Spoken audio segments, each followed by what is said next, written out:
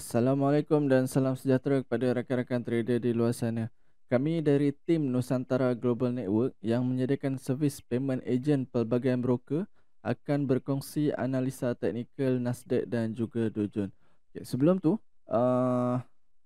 kawan-kawan boleh follow semua platform media rasmi Nusantara Global Network untuk mengetahui update terkini berkenaan dengan kontes, promosi bonus dan juga rebate sehingga 35 USD per lot. Rasanya kita terus kepada chart. Hari ini 5 hari ini 6 hari bulan 5, 6 Mei tahun 2025 dan hari ini hari Selasa, hari kedua dagangan dalam minggu ini. So kita nak recap balik pada analisa lepas yang mana ini adalah chart Nasdaq, ini adalah time frame 1 jam. So pada analisa lepas kita target ada dua zone sebenarnya kita nak buy. Ini zone pertama dan ini adalah zone kedua bawah ni. So price dia cucuk, dia terlajak, dia bagi saya terlajak agak jauh lah untuk support zone ni. Okay. Tapi dia still bermain dalam zone candle body, cumanya shadow dia agak terkeluar.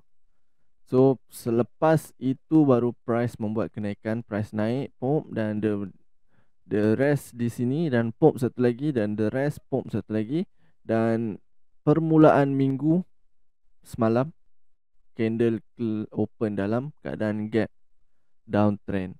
Dan apa yang kita lihat, apa yang kita nampak di sini, dia agak noise dia punya chart, yang mana structure yang terbentuk di sini sepatutnya nampak ni structure downtrend dan seterusnya dia membentuk structure uptrend dan price sedang membuat kejatuhan semula. So untuk bawah ni dah agak jauh, so saya delete dulu. Cumanya untuk hari ini, di mana zone yang terbaik, okay, dia ada satu zone sebenarnya di sini. Okay, cuba kita kecilkan zone. Di sini ada satu zone yang kemungkinan besar dia akan react, sama ada dia akan react terus untuk membuat kenaikan semula ataupun dia akan membuat retracement di sini, depends on pada kekuatan market. So get ready di dalam zone yang ini pada hari ini. Okay, kita target nak buy lagi selagi mana belum ada structure ataupun satu trend yang panjang membuatkan dia downtrend. So dekat situ juga kita fokus untuk follow dia punya trend yang panjang ataupun trend yang besar, iaitu uptrend. Okay, so kita tunggu di zone-zone ataupun kawasan yang terendah untuk dia membuat kejatuhan dulu.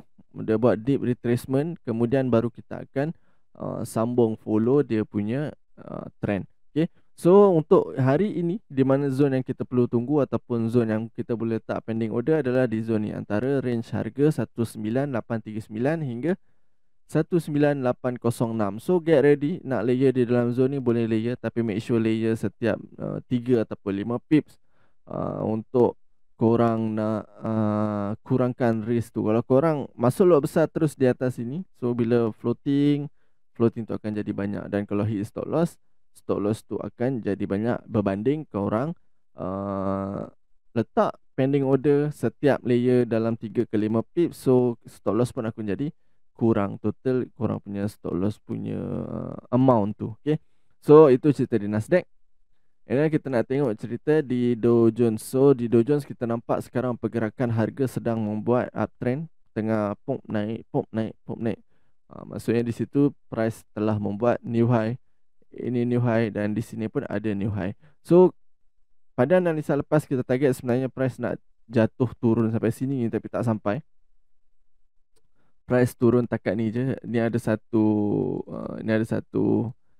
resistance yang dia breakout dan price cucuk setakat ni sahaja. So tak apa, sebab kita nampak price memang berada dalam keadaan uptrend. So get ready untuk kita nak buy di dalam zone yang ini pada hari ini. So saya ubah zone yang di bawah sini untuk naik ke atas.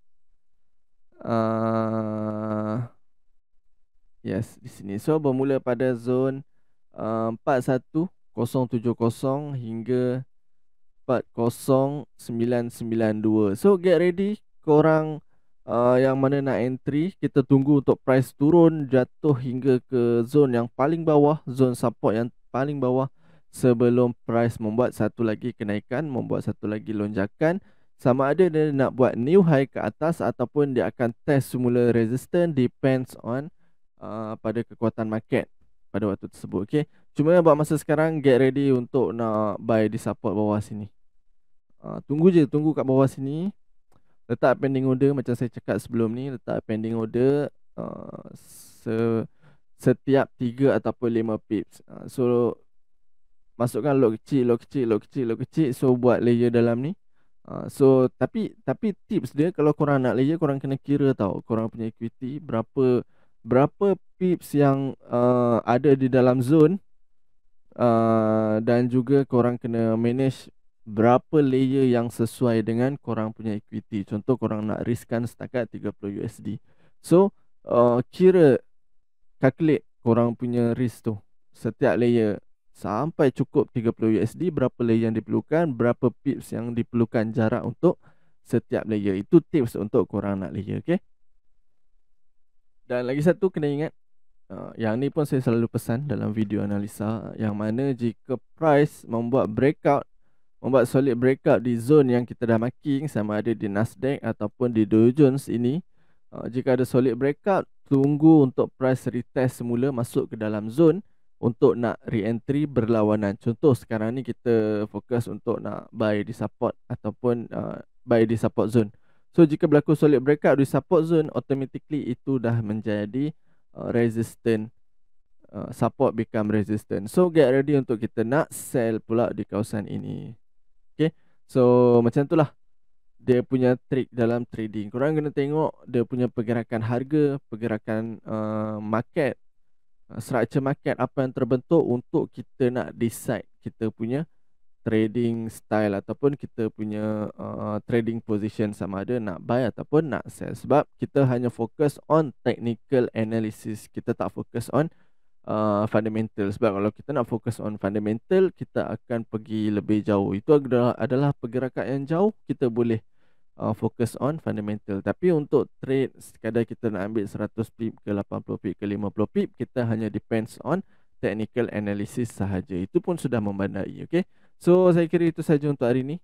Seperti biasa, sebelum mengakhiri video, saya nak ingatkan kepada rakan-rakan agar sentiasa manage your risk, sentiasa kira berapa entry lot yang bersesuaian dengan you all punya equity untuk mengelakkan akaun anda MC ataupun akaun anda blue. Okay, kita jumpa lagi untuk next video. Assalamualaikum, bye bye.